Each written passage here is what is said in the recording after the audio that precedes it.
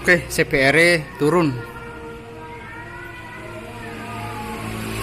Ya, iki. Soalnya tadi tak pasang, iku air radiator, di radiator iku muncrat-muncrat kawan. Tadi nyembur-nyembur. Oke, iki kita lihat pakingnya ya, pakope.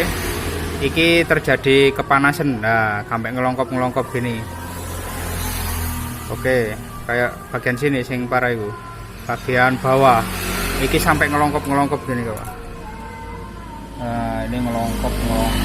Terus kalau dilihat dari jejaknya, pengapiannya itu ketokane yo bocor kawan. Nah kayak gini iki sudah bocor iki. Kelihatan ketok kosong. Tuh samping kosong. Iki parah tambahan iki. Jadi sing paling parah itu malah di blok, di bagian bloknya iki kawan. Tuh lihat iki semburan iki kawan. Jadi pengapiannya bocor, kompresi akhirnya nekan. Pada waktu kompresi iku nekan iki, nekan apa namanya nekan air radiator. Soalnya air radiator kan dek kene ya. Lah otomatis ketekan, akhirnya podo karo disebul kawan. Nah intinya gitu. Jadi air radiator wis nyembur gitu. Di podo karo disebul bul gitu. Sama aja kayak selang loh, selang sama isi banyu sama sebul ayo muncrat kayak gitu intinya. Sorry tadi nggak sempet iku yo. Soalnya aku gopoh ono garapan. Jadi yo wis posisi ini tak bongkar aja, tak tutuno. Oke. Untuk bagian sime yo, sime kita wadai, kita kayak siji in1 in2 x1 x2. Ini kok nanti lek apa? Nanti tak lihat lek kalau kebocoran ya wis dipasang aja langsung gitu loh. Jadi cek kesuwen waktu ini. Oke, nanti nggak langsung tak ganti pak yo, soalnya percuma. Seandainya kondisi ini boblok, bokop, itu terjadi pemuaian, apa intinya gak roto lah. Nanti akan saya lakukan perataan, pengecekan dulu di tukang bubut. Jadi harus langsung dibubut aja, nggak usah lama-lama gitu aja. Nanti tinggal penyesuaian pak bloknya saja. Nanti pada waktu dibawa ke tukang bubut itu, tukang bubutnya itu makan berapa mili. Seandainya memang terjadi ketidakrataan, jadi kita tanya nanti berapa mili yang dikikis. Tadi seandainya 0,5 ya tinggal kasih 1 aja gitu loh. Tadi nanti packing bloknya itu pakai 2 kalau 0,05 gitu. Kalau dikit aja ya wis 0,05 itu biasanya segitu. Tapi nanti lihat aja lah. Oke, ada pemuaian enggak? Seandainya enggak ada pemuaian ya tinggal aja kasih packing blok sama kop yang baru gitu aja. Nanti tak ganti sekalian aja packing bloknya ini. Oke, perintilannya. Oke. Ya wis lah, nanti tinggal dibawa ke tukang bubut dulu. Oke, partnya sudah siap semua. Untuk bagian pengikisan hanya pada silinder blok. Nah ini sudah saya bersihkan, nggak pakai amplas ya, pakai cleaner. Kelihatan nih kira sing ada sing nggak center.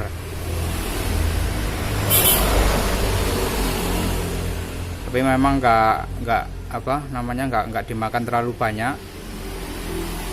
Jadi ya wis pokoknya intinya nggak bocor gitu aja.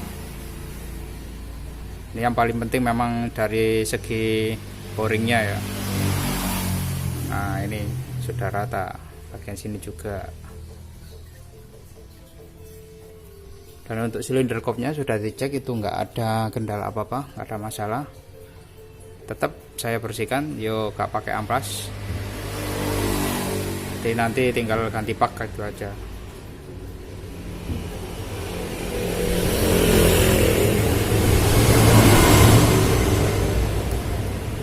usahakan kita pakai yang original ya kawan. Ini nanti tak kasih perpak 2 untuk bagian bak bloknya biar enggak terlalu ngepres.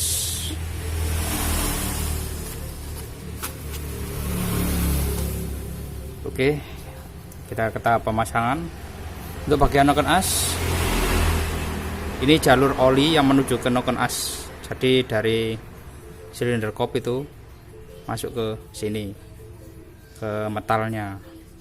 Di dalam sini, di dalam metal ini noken asnya itu ada yang bolong. Tadi yang langsung menuju ke area dalam sini dan melakukan pelumasan ke bagian luar. Jadi intinya untuk jalur oli pada head itu bergantung pada ini kawan, tadi noken as. Jadi seandainya ini ada yang tersumbat ya wis otomatis bakal berkurang untuk bagian pelumasan. Dan memang untuk pelumasan Honda CBR sendiri itu 2 jalur ya kawan. Yang satu menuju ke bagian yang in dan yang satunya ke X, ini juga ada. Nah, untuk penampakan jalur oli untuk pada silinder kop itu ada 2, sini sama ini. Oke, jadi nanti itu metal itu nancap di sini. Nah, ini pas lubangnya itu tadi metal. Jadi lewat 2 baut suntuk atas bawah.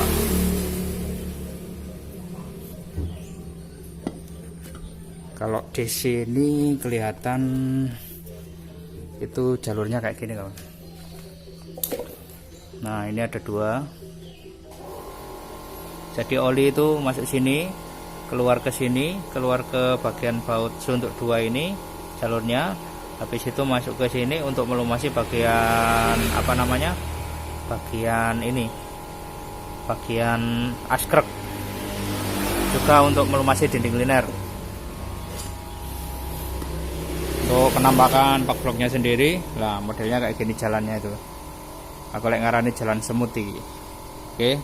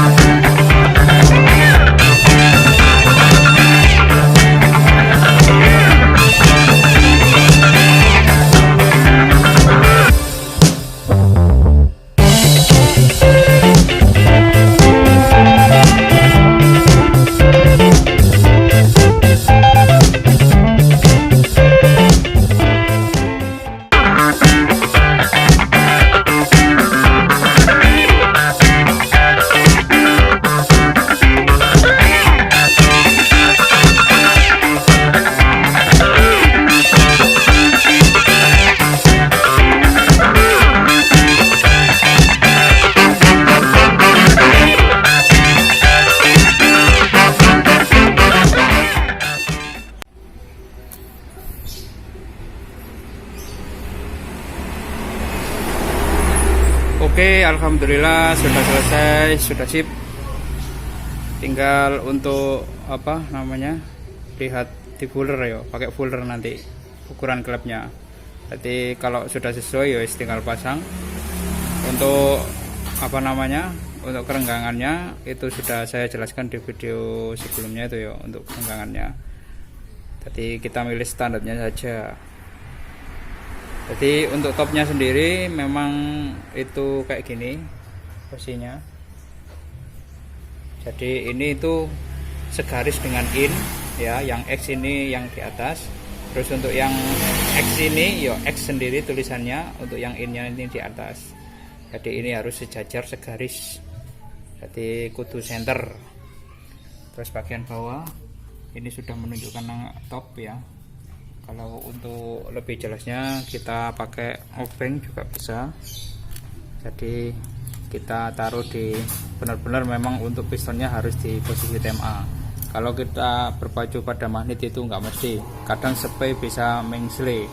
Jadi untuk lebih jelasnya kita pakai obeng ya, atau bisa juga pakai itu cooler gauge gitu ya untuk pengukuran. Jadi usahakan pasti posisi piston itu memang berada di TMA. Nah, kalau sudah di TMA silakan kita cek bagian ini. Dan selesai itu kita putar-putar kayak tadi ya. Untuk memang untuk apa namanya, benar-benar sudah nggak ada yang natap atau ada gejala seret atau apalah. Untuk pengecekan sebelum kita naikkan. Oke. Ini kita selesaikan, langsung kita naikkan. Oke kawan, dan alhamdulillah motor ini sudah selesai. Oke, sekarang coba kita nyalakan.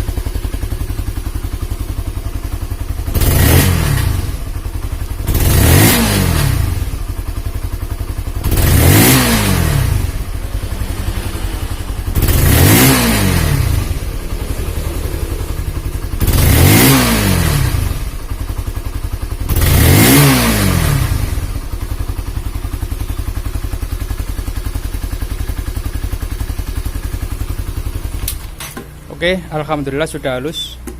Untuk suara mesin, memang motor ini itu banyak sekali kendalanya. Setelah saya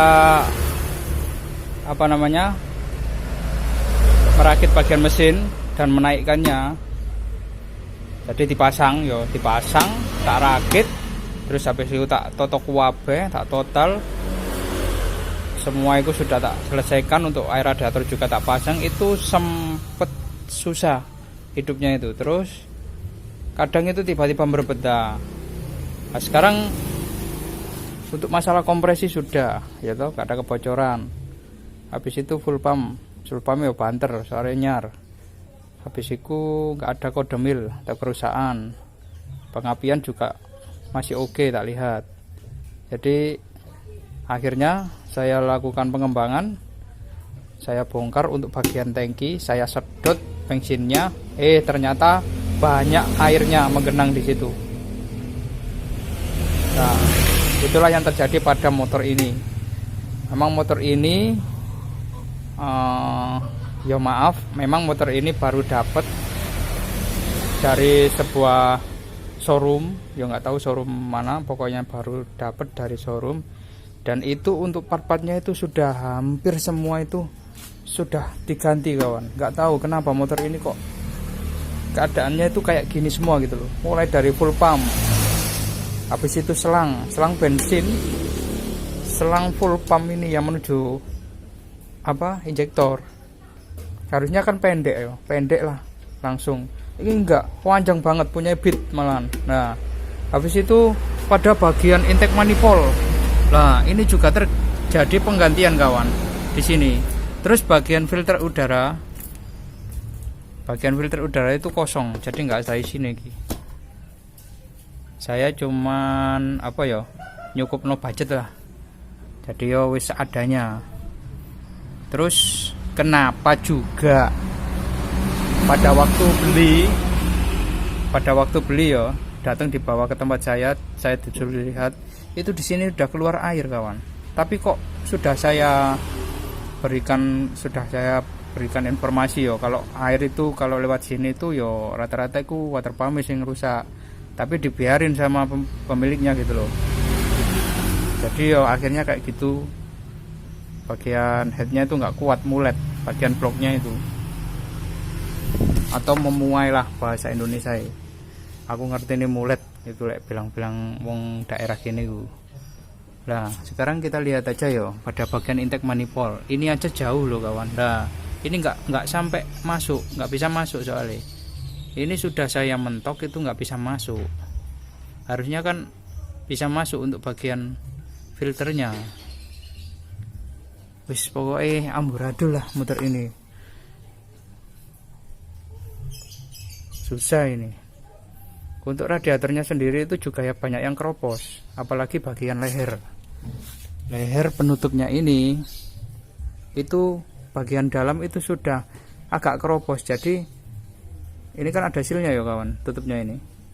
Lah itu sil kan nahan agar nggak terjadi nggak terjadi muncrat lah istilahnya gitu, nggak terjadi keluar untuk airnya.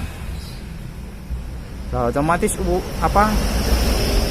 panas yang dihasilkan dari radiator itu ada yang nguap dikit. Jadi wis gimana lagi, wong keropos ya. Kalau kita pingin sembuh harus ganti. Masa wis pokoknya amburadul lah kawan. Tuh lihat kayak gini kondisinya motornya itu.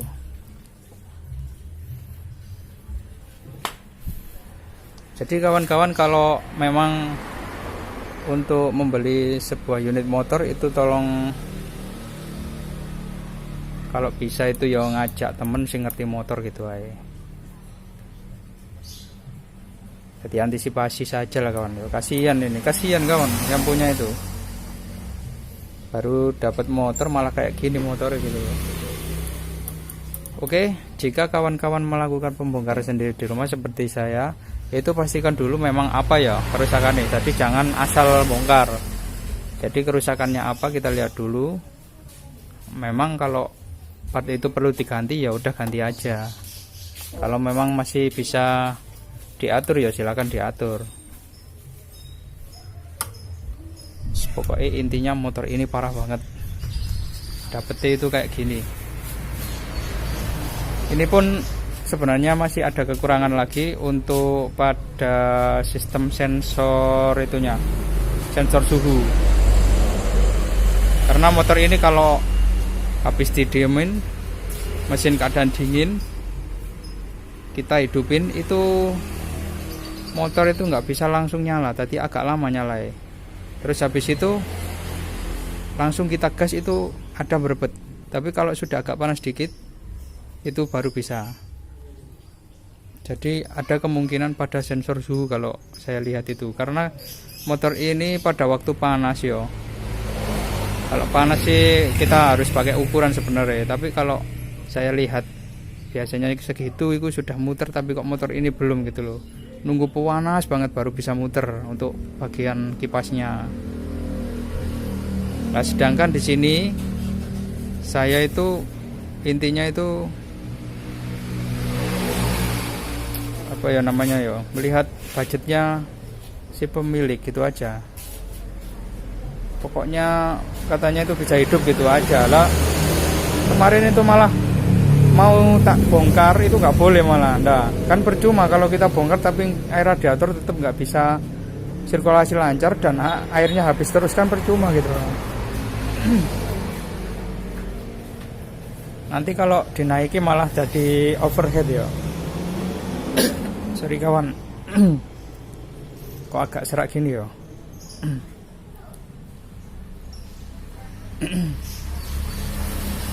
Oke, itu yang terjadi pada motor ini. Pertama, motor ini berebut dibawa ke sini ya. Singkat ceritanya saja. Itu saya cek pada bagian pengampian oke. Habis itu saya lihat itu bagian apa TP-nya nggak popo. Saya lakukan pendalaman lagi dan akhirnya bagian full pump ya. Full pump itu saya ganti ya kan, tetap dia nggak naik, akhirnya regulatornya. Nah, regulator itu kemungkinan ya, soalnya motor ini nggak pakai saringan dulunya itu, jadi dapatnya itu nggak ada saringannya. Hati-hati kawan ya, untuk motor injection itu pastikan ada saringannya. Ini nggak dipasang saringan sama sekali wes, jadi ya wes los. Nah, seandainya ada sesuatu masuk ke dalam injektor, wah buntu wes, injektor sampean nggak bisa jalan. Wong injektor itu kecil banget yo semprotannya yo. Nah, setelah saya lakukan pengembangan lagi, motor sudah bisa nyala tapi tetap berebut. Saya kasih air, saya buka yo, air radiatornya kok habis malah saya tap, nggak ada sama sekali. Saya isi, motor bisa enak tapi keluar lewat selang pembuangan itu. Nah, dari situ saya tanyakan lagi, ternyata dulu pada waktu dibawa ke sini kurang lebih hampir 6 bulanan kalau nggak salah ya, itu dibawa ke sini itu saya lihat nggak sampai 6 bulan, 3 bulanan. Itu saya suruh memperbaiki untuk seal water pumpnya, ternyata nggak diperbaiki ya, gitu keluar terus, akhirnya kering ya. Setelah terjadi kayak gitu, saya lakukan pengembangan lagi. Saya pasang seal water pump, saya ganti kipas juga, asnya selesai semua.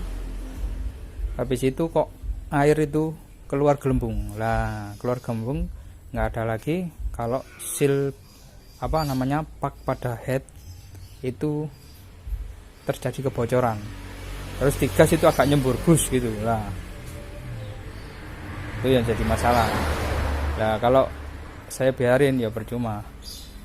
Nanti jebol bakalan. Untuk seal water pumpnya juga jebol, untuk bagian radiatornya juga jebol pasti wis. Dia wis resiko.